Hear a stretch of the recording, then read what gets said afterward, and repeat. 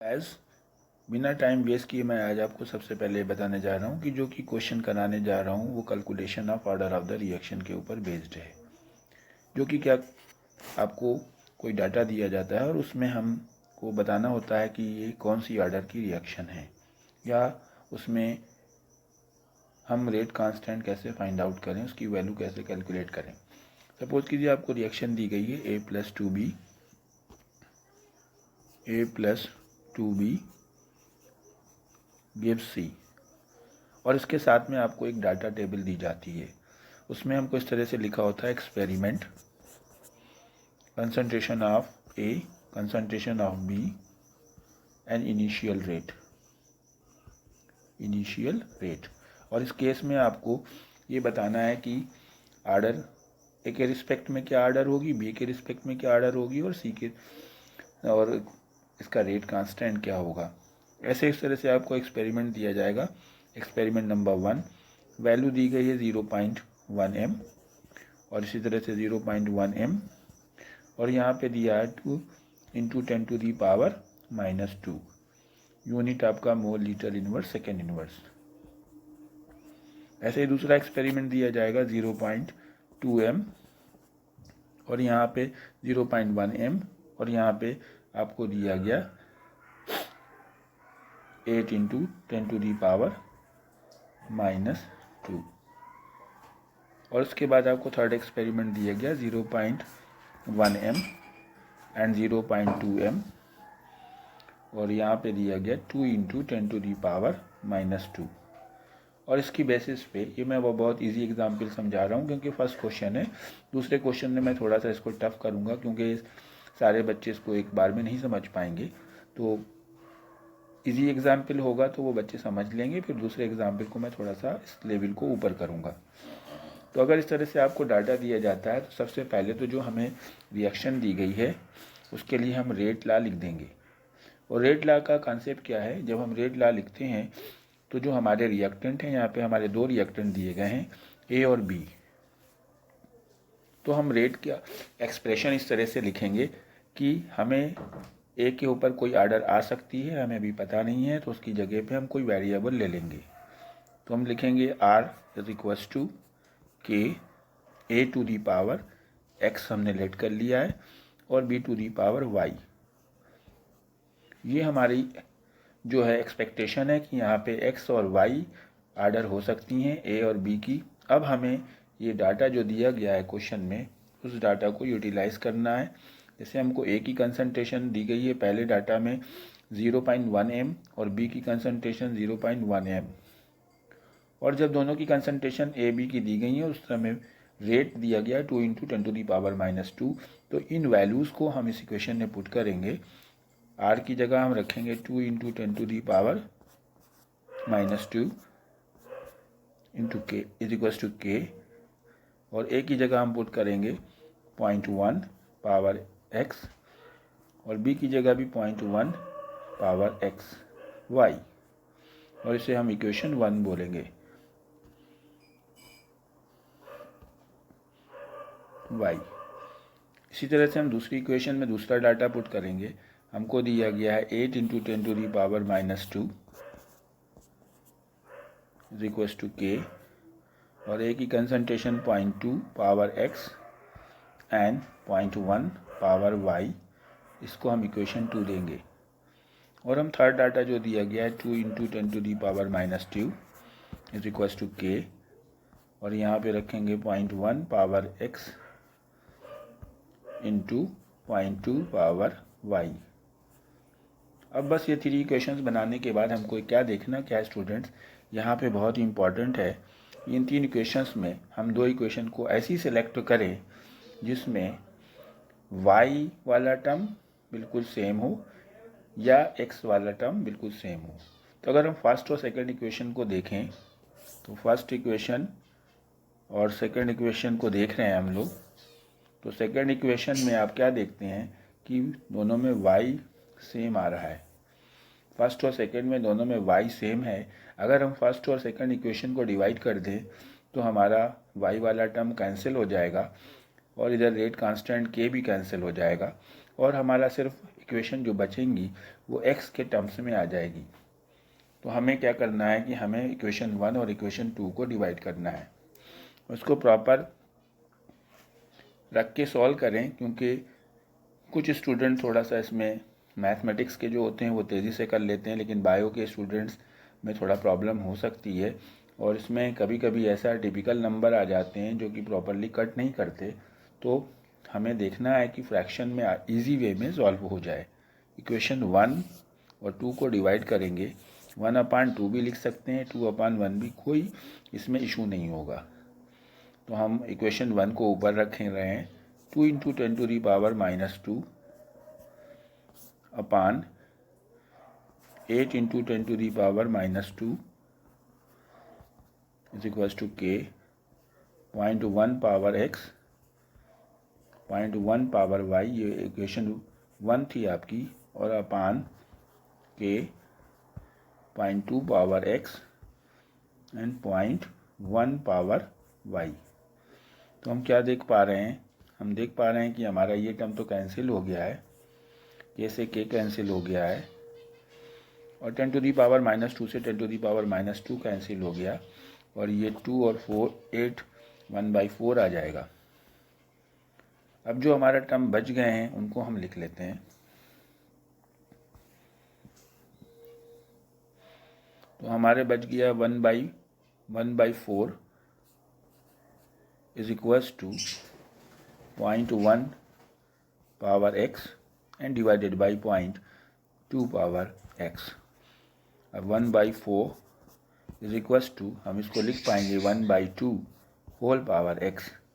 यहाँ पे स्टूडेंट्स आप इसको समझें, इसमें से यहाँ से हमने पॉइंट को अगर हटा दें तो दोनों में x है तो होल पावर x लिख सकते हैं। अब इस टर्म को यहाँ पे चूँकि हम देख रहे हैं कि हमारा ये टर्म 1/2 आया है और इस साइड में 1/4 है, तो हम 1/2 को भी इस तरह से रिप्रेजेंट करें कि इससे हम इक्वलाइज कर पाएँ। हम 1/2 को लिख सकते हैं 1/2 power x is equals to 1/2 power 2, यानी ये जो 1/4 है इसको हमने इस तरह से लिख दिया 1/2 पावर 2। अब हमारे बेस सेम है तो हम इसको लिख पाएंगे x is equals to 2, x is equals to 2। और हमने x कहाँ पे लेट किया था, हमने x एक ही पावर रिलेट करा था, तो एक आर्डर हमारी आ चुकी है। अब हम दोबारा से दूसरी दो इक्वेशंस को देखेंगे। अभी हमने फर्स्ट और सेकंड इक्वेशन को देखा था, उसमें हमने क्या फाइंड आउट किया था, हमने जब कट किया तो x वाला टर्म कैंसिल हो गया था। अब जो है हम यहाँ पे दूसरी इक्वेशन को देखते हैं, ऐसी कोई 2 इक्वेशंस देखते हैं जिसमें x वाला टर्म इक्वल हो। इसके पहले y वाले टर्म को कैंसिल हो गया था, तो हम क्या देख पा रहे हैं कि हमारी फर्स्ट इक्वेशन और थर्ड इक्वेशन, इन दोनों इक्वेशंस में हमारा टर्म x वाला सेम है। अगर हम फर्स्ट और थर्ड को डिवाइड करेंगे तो फर्स्ट इक्वेशन हमारी क्या है, 2 × 10⁻² इक्वल टू k, और अपान में हम ये रखेंगे 2 × 10⁻² इज इक्वल टू k। तो हम ये वाला टर्म ये पूरा कैंसिल हो रहा है, आपको लिख के बताता हूँ मैं। Equation first divided by third, तो 2 × 10⁻² divided by 2 × 10⁻² is equal to k, 0.1 power x, 0.1 power y divided by k, 0.1 power x and 0.2 power y। अब हमने क्या करना है, ये पूरा टर्म कैंसिल हो गया, 10⁻², 10⁻², k से k काट दिया, और ये हमारा इससे कैंसिल हो गया। अब हमारा इस साइड में तो 1 बच रहा है, राइट साइड में 1 बचेगा और लेफ्ट साइड में बचा, तो हमने रख दिया 1 is equals to 0.1 power y upon 0.2 power y। यहाँ पे हमारा 0.2 बचा है नीचे। अब हम इसको 1/2 पावर y लिख सकते हैं, 1 इक्वल टू 1/2 पावर y। अब स्टूडेंट अगर इस साइड में 1 आता है, यहाँ पे देखिए कुछ कंफ्यूज होते हैं बच्चे, अगर इस साइड में 1 आ जाता है तो हमें यहाँ पे कुछ भी है उसकी y इक्वल टू हमें पावर 0 मानी जाएगी और उसकी ऑर्डर 0 आ जाएगी। अब हमने जो एक्सप्रेशन लिखा था आपका, उसमें था हमारा क्वेश्चन था r is equal to k a की पावर x एंड b की पावर y। अभी इसके बाद हम एक मैकेनिज्म बताएंगे जो कि बहुत इंपॉर्टेंट है। मैं H2 प्लस Br2 की, उसको भी इसी वीडियो के साथ में देखते रहिए। r is equal to k, हमने x की वैल्यू निकाली 2, तो a to the power 2 and b to the power 0, y की वैल्यू हमारी 0 आई है। अब यहाँ पे हमारी ऑर्डर क्या आ गई, ऑर्डर अगर हम a की रिस्पेक्ट में ऑर्डर पूछेंगे, order with respect to a, that will be equal to 2। जो a के ऊपर नंबर आया वो a की ऑर्डर, और जो b के ऊपर आया order with respect to b अगर बात करेंगे तो 0 आएगी। और ऑर्डर ऑफ द रिएक्शन की बात करेंगे तो आपकी आ गई 2 प्लस 0 इज इक्वल टू 2। यहाँ पे स्टूडेंट्स के बाद हम क्या करते हैं कि इससे में और भी क्वेश्चन जैसे रेट कांस्टेंट का यूनिट पूछ लेता है या वैल्यू रेट कांस्टेंट की निकालिए, तो रेट कांस्टेंट का यूनिट ऑर्डर पर डिपेंड करता है। ऑर्डर फाइंड आउट करने के बाद हम unit of rate constant that will be mole to the power 1 minus 2, यानी यहाँ पे ऑर्डर रखेंगे litre to the power 2 minus 1 और सेकेंड इनवर्स, तो mole power -1 litre and second inverse. This is the unit of the rate constant of this reaction. Student जैसे हमने कि आपको बताया कि हम यहाँ पे एक मैकेनिज्म भी आपको बताएंगे जो कि कंपटीशन लेवल की है। वीडियो को पूरा देखते रहिएगा। जैसे कोई रिएक्शन है, अगर हम उसको रिएक्शन के साथ में हम उसका रेट ला लिख देते हैं, जैसे हमने लिखा H2 plus Br2 it gives 2HBr। अब आप जैसे इस रिएक्शन के बारे में जानना की कोशिश करें और इसका रेट ला लिखने की कोशिश करें, या कोई आपसे पूछता है कि ये किस ऑर्डर की रिएक्शन है, तो जनरली आप इसको ऐसे नहीं बता पाएंगे जब तक आप इसका रेट ला नहीं जानते होंगे। अगर आपको इसका रेट ला दिया है तो आप इसकी मैकेनिज्म लिख सकते हैं, और अगर इसकी मैकेनिज्म लिखी हुई है तो आप उसकी ऑर्डर बता सकते हैं और रेट ला निकाल सकते हैं। हमारा क्वेश्चन ये है कि ये आपका रिएक्शन दी गई है और इसका रेट ला भी साथ साथ दे रहे हैं, R equal to K H2 एंड Br2 पावर 1/2। अब आप जैसा कि देख पा रहे हैं कि अगर पूछा जाता है क्वेश्चन में कि इसकी ऑर्डर क्या है, तो इसकी ऑर्डर H2 की टर्म्स में तो 1 आ रही क्योंकि इसके ऊपर 1 है, और Br2 की टर्म्स में हाफ आ रही है। H2 की टर्म्स में 1 एंड Br2 के टर्म्स में हाफ आ रही है, तो इसकी ऑर्डर ऑफ रिएक्शन आ गई order equal to 1 plus half, that's equal to 3/2। But student इसकी मैकेनिज्म जब लिखने की बात आएगी तो हम किस तरह से लिखेंगे वो समझना है। मैकेनिज्म लिखने का जो कॉन्सेप्ट है स्टूडेंट्स, उसमें हमें ये देखना है कि रेट ला में हमें क्या दिया गया है। रेट ला हमको दिया गया H2 की ऑर्डर 1 है, यानी कि जो फर्स्ट स्टेप है उस स्टेप में H2 का 1 मालिक्यूल ही लिया जाएगा, और Br2 की पावर हाफ है तो स्लो स्टेप में Br2 का हाफ मालिक्यूल ही लिया जाएगा। तो अगर हम मैकेनिज्म लिखते हैं इसकी, ये बहुत ज़्यादा इम्पॉर्टेंट है, मैकेनिज्म ऑफ रिएक्शन। यहाँ पे हमने पहला स्टेप जो लिखेंगे जिसे हम स्लो स्टेप बोलते हैं, स्टेप 1 स्लो स्टेप, जो कि बोला जाता है rate determining step. Slow step या रेट डिटरमाइनिंग स्टेप, उसमें वही उतने ही रिएक्टेंट लिए जाते हैं जो कि रिएक्शन में रेट को चेंज करते हैं।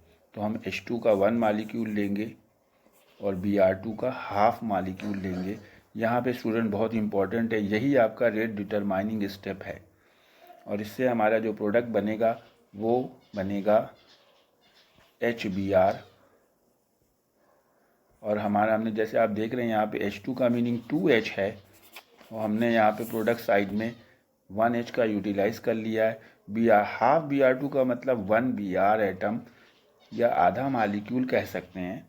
अब यहाँ से 2H में से एक H तो यहाँ कंज्यूम हो चुका है, लेकिन एक H बचा है, Br नहीं बचा है यहाँ पे, क्योंकि हाफ Br2 था जो कि यहाँ पे कंज्यूम हो गया। तो अब हमारे पास एक H निसेंट बचा हुआ है, और इस दूसरे एक सिंगल H को ये फर्स्ट स्टेप बोला जाएगा। अगर बोला जाए कि रेट डिटरमाइनिंग स्टेप इस रिएक्शन के लिए लिखिए, तो आपको ये लिखना पड़ेगा। अब ये जो H है ये सेकेंड स्टेप में जाएगा, स्टेप टू में ये H जाएगा, और हमारा आधा Br2 जो और बचा है वो हम हाफ Br2 फिर लिख देंगे, और इस तरह से एक HBr और प्रोड्यूस हो जाएगा। अब आप दोनों रिएक्शन को अगर जोड़ेंगे तो जो आपकी रिएक्शन क्वेश्चन में दी गई थी H2 plus Br2 it gives 2HBr। Student, अभी इसके बाद हम आपको नेक्स्ट वीडियो प्रेजेंट करेंगे जिसमें हम और भी केमिकल काइनेटिक्स के न्यूमेरिकल जो कि आर्डर के ऊपर बेस्ड हैं, डाटा बेस्ड हैं, उनको बताएंगे। लेकिन इस मैकेनिज्म को ज़रूर नोट करिए, ये कंपटीशन लेवल के लिए इम्पॉर्टेंट है। और ये इसलिए भी इम्पॉर्टेंट है कि अगर हम तीनों रिएक्शन लिखते हैं H2 plus Cl2 it gives 2HCl, तो इसकी ज़ीरो आर्डर होती है, और ये बोर्ड में पूछी भी जाती है, ये रिएक्शन ज़ीरो आर्डर की है। लेकिन बिल्कुल वैसी ही रिएक्शन जो हम H2 प्लस Br2 लिख रहे हैं, दोनों हैलोजन हैं, दोनों हैलोजन एसिड बना रहे हैं, लेकिन ये ज़ीरो आर्डर रिएक्शन नहीं है, इसकी आर्डर 3/2 है। Okay, thank you, have a nice day.